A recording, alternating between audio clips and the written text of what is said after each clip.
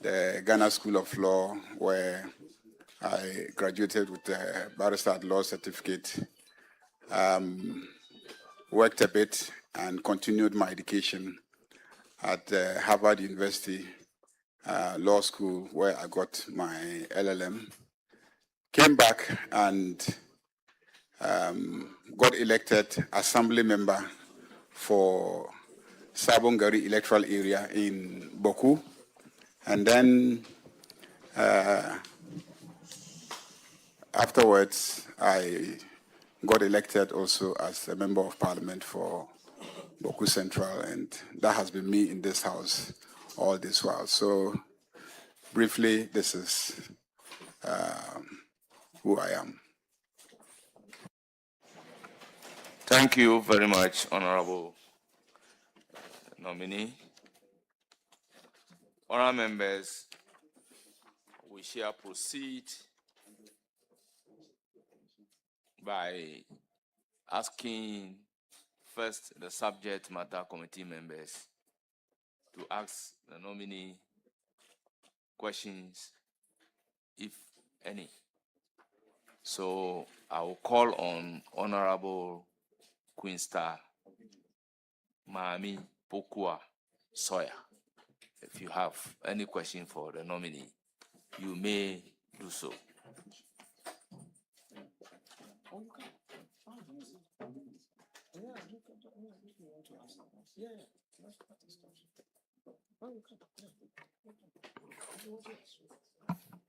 You're welcome, our leader, Honorable Ayariga.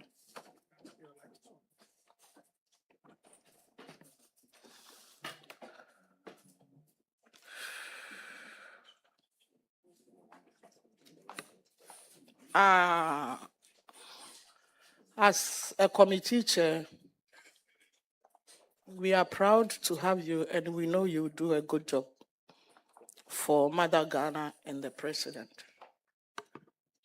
Building and the ideas behind the construction of the National Cathedral by the former administration. Thank you.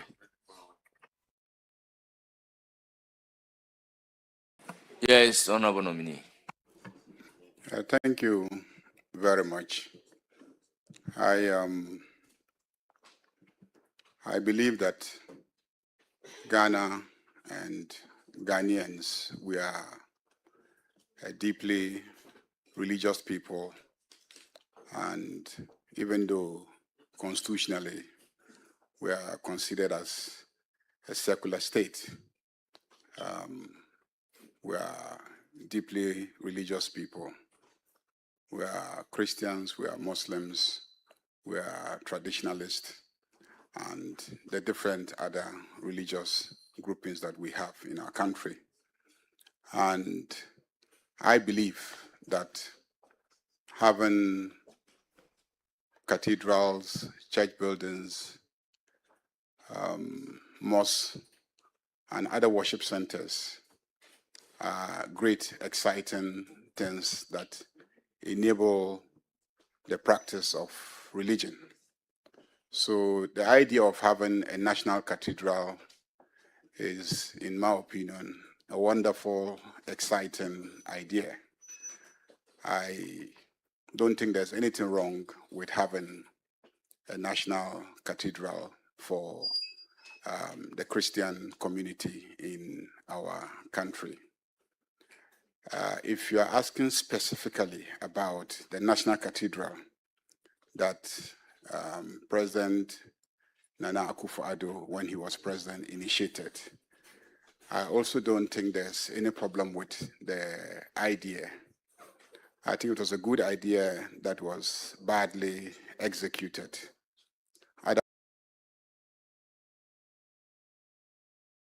Otherwise, I don't think there's a problem with having a national cathedral. I personally had issues with the location that was chosen.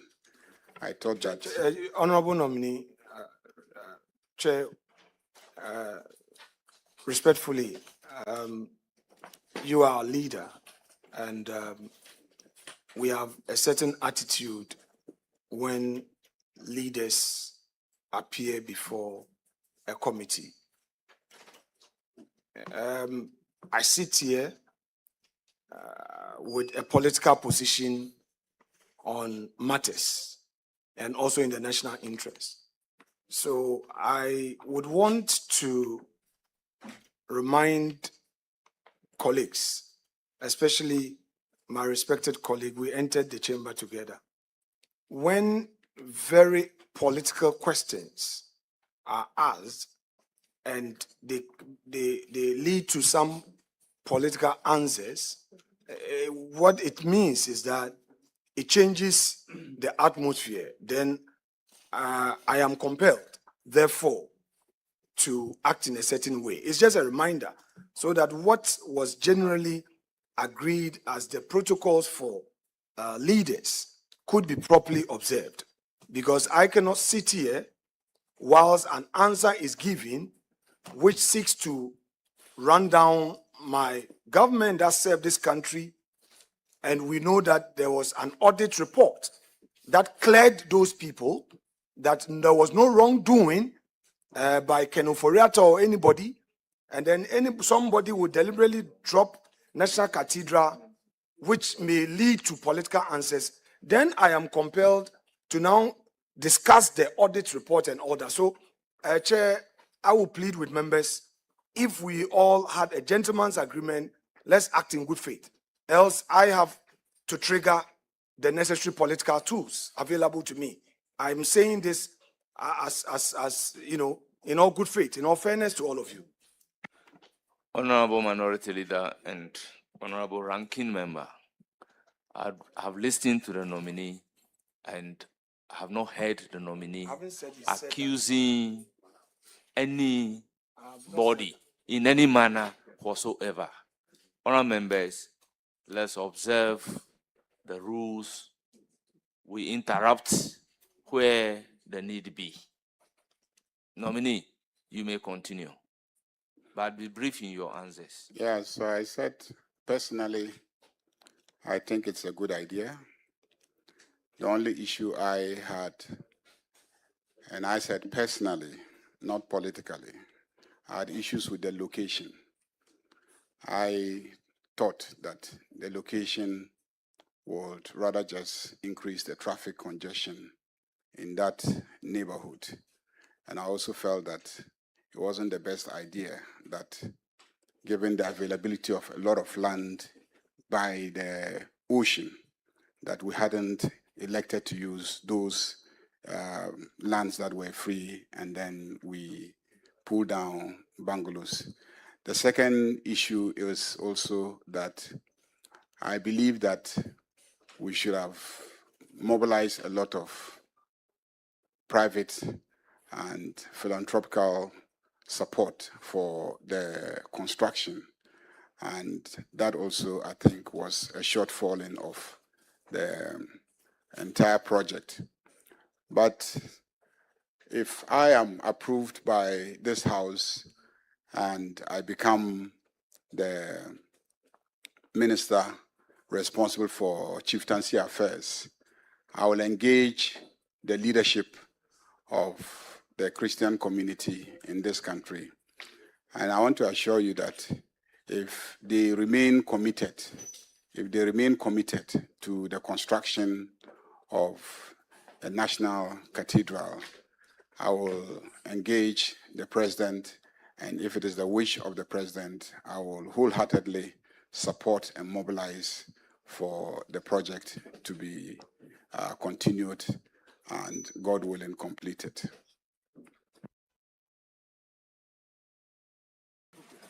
Very well. Any further question?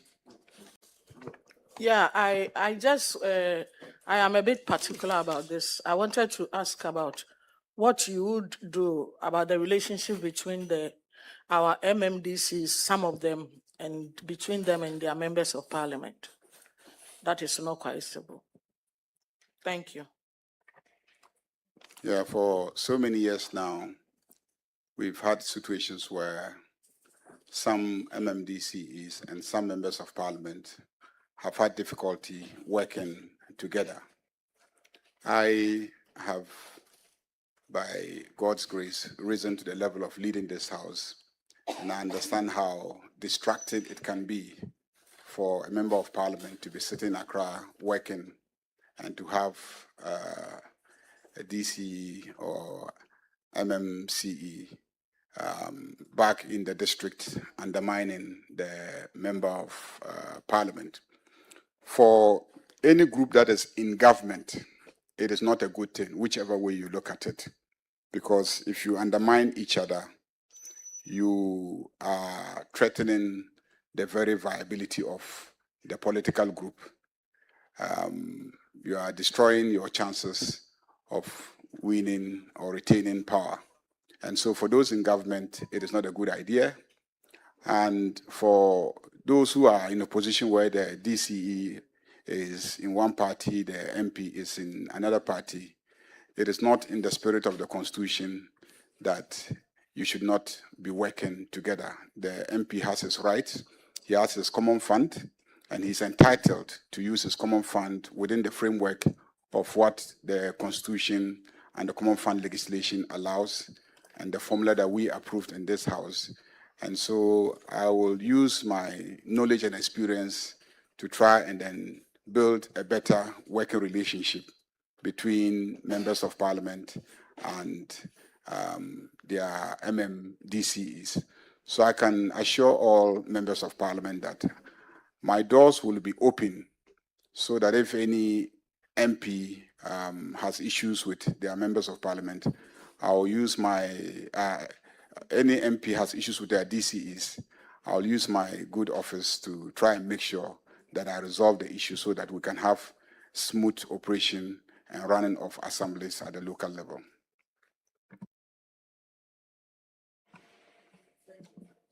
You're welcome. I then proceed to give the floor to Honorable Alexander Akwesi Akwa. Thank you very much, Mr. Chair. Congratulations, Leader. Leader, as a follow-up to what the chairperson asked, when your name was mentioned... You are to ask a substantive question, but Yes. not a follow-up question. So I will treat that as your substantive. That's fine. That's fine. When your name was mentioned, we had a couple of MPs coming to us, the committee, and giving us questions with regards to their common fund. And so, a person like the Tema Central MP just hinted us that since he came into office, his common fund has not been released. So we thank you so much for the promise that your doors are opened and we can knock on your doors for some of these things to be rectified. Thank you very much. I want to assure him that immediately I assume office, he should come over. There's no basis for his common fund not being released. The common fund has been released by the common fund administrator and transferred to the assemblies. I believe that maybe what he's saying is that he has instructed procurements and those are not being processed by the assembly. So that I will make sure happens expeditiously.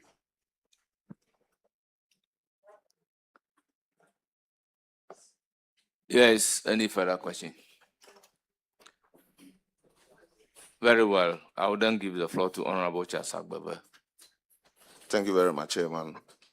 Leader, I would just want to congratulate you on this appointment and welcome you to the local government secretariat. We in the committee will be supporting you very much. Congratulations once again. Thank you very much. Yes, Honorable Dr. Chia Sama. Thank you, Chair. And congratulations, Leader, for your nomination.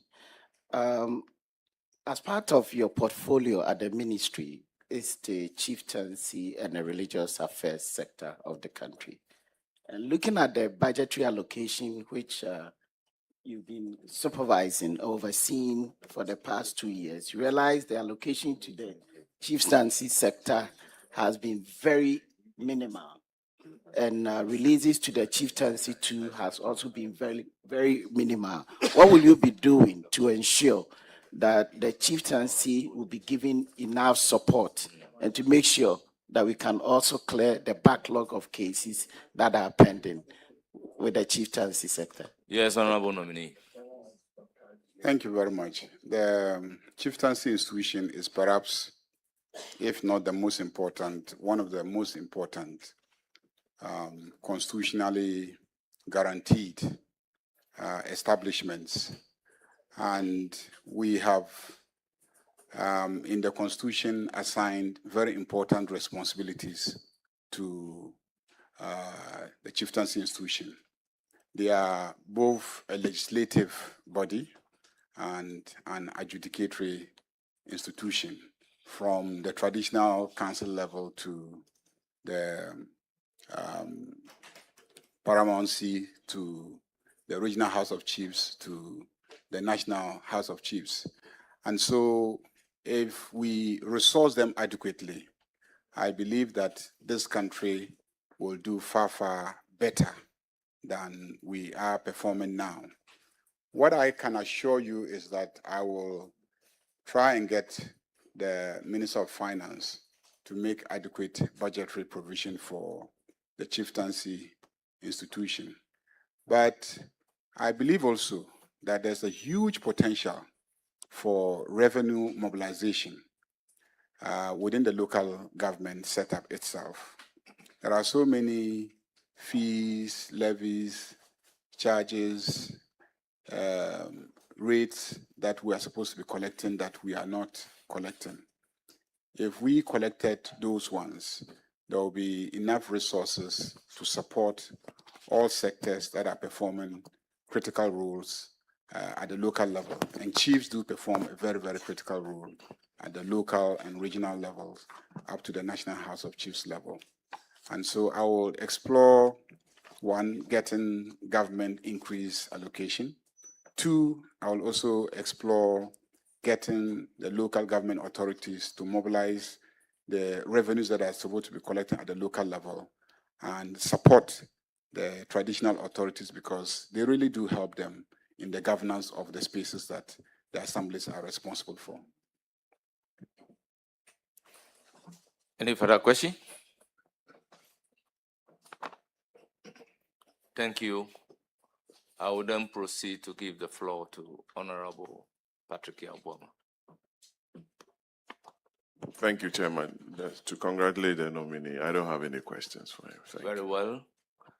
Honorable Patrick, why are you Ali Clement. disappointing me? My Honorable friend, I was Ali expecting you Clement to ask me Akurugo, questions. you have the floor. Please, I've not given you the floor, Honorable Zuera. Honorable Ali Clement Akurugo, you have the floor. Thank you, Mr. Chair. I have no questions. I wish you all the best. Thank you. I will then move to Honorable Mahama Shaibu.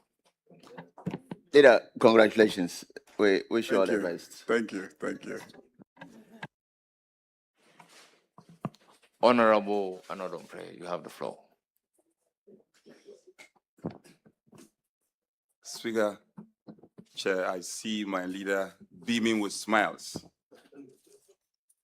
I will only wish him well. And I also hope he will come to Parliament as he should to answer all the necessary questions. Leader, I wish you well. Thank you very much. Except that I'll also miss you at business statement presentations. Honorable Haji Aladi.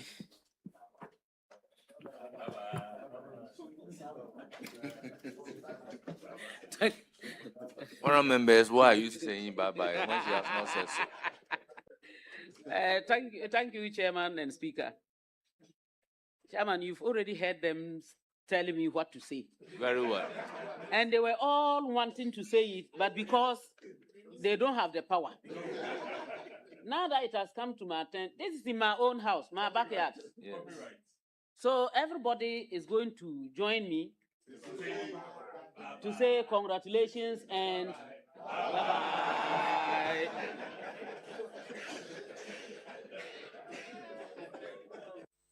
As Honorable Roxanne Nelson Kwame Eche Dapamokbo. Speaker, thank you very much. Let me wish my boss the very best and to humbly add that he will be sitting in a composite capacity. He will still be assisting us in the House. I thank you. Honorable Patricia Apiaje, Deputy Ranking.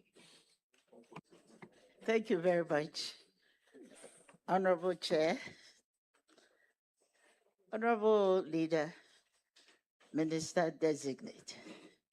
I don't think I have any doubt about your competency, your academic achievement, and your eligibility. All that I want to wish you is the best of luck in your new position as the Minister for Local Government, Chieftaincy, and Sanitation. And I also want to let you know that since you are departing from this leadership role, I've already filed the court's, not a motion. I filed the court with the, yes, divorce papers. So I just want you to know that I've done so. Thank you very much. I will be the presiding judge. That divorce will not be granted. Yes, Honorable James Agaga, you have the floor. Thank you very much, Honorable Chair. The nominee is my elder brother, my senior at the bar, and the outgoing majority leader. In the course of his tenure as the majority leader, he chalked so many successes. And like the Chief Whip said, he would continue to sit in a composite capacity. And I believe in context, sitting in a composite capacity would mean that even as the Minister for Local Government, we shall continue to tap into his vast experience and wisdom to manage the affairs of the House. Honorable Mahama Ayariga, congratulations. Thank you, Leader. I will proceed to give the floor to Honorable Kwaku Ricket Hagan. Thank you very much, Chair. Leader, I'm going to miss you. Leader. And I have worked with you for many years since I got into this house. I have worked with you quite closely in the last year and a half to two. This house knows you. I know you. Ghana knows you. I think no one has any doubt in his mind about your competence and the good job that you do in your new ministry. I wish you all the best. God bless you. Thank you. Thank you. It's now the turn of the ranking member, Minority Leader.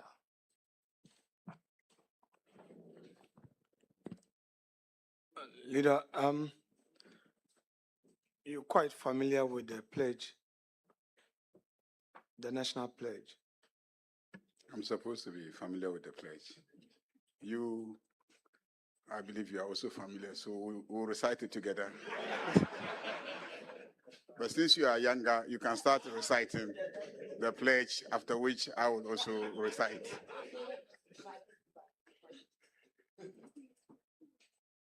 You are on oath. All right, so you would want us to give us, you want to give us the benefit of the pledge? I think that I'm one of those who believe that the values captured in our national pledge and our national anthem should be the defining value of every Ghanaian. And so we should not forget it. Many of us make a mistake as we age, we forget the national pledge. So I haven't forgotten the pledge. And so if you want me to recite the pledge, I will. And I urge Ghanaians to try and also revisit the pledge if they have forgotten. And for the younger generation to not just recite it, but pay attention to what it says that we are supposed to do as citizens and live by those principles. So I promise on my honor to be faithful and loyal to Ghana, my motherland. I pledge myself to the service of Ghana with all my heart and with all my strength. I promise to hold in high esteem our heritage won for us through the blood and toil of our fathers. And I pledge myself in all things to uphold and defend the good name of Ghana. So help me God.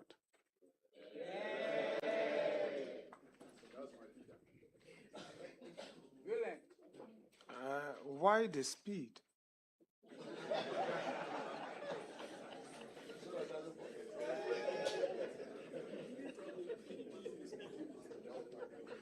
Yeah, you're a very good lawyer. If you want me to move slow, you should have said recite it slowly. If you wanted me to recite at medium speed, you should have said recite at medium speed.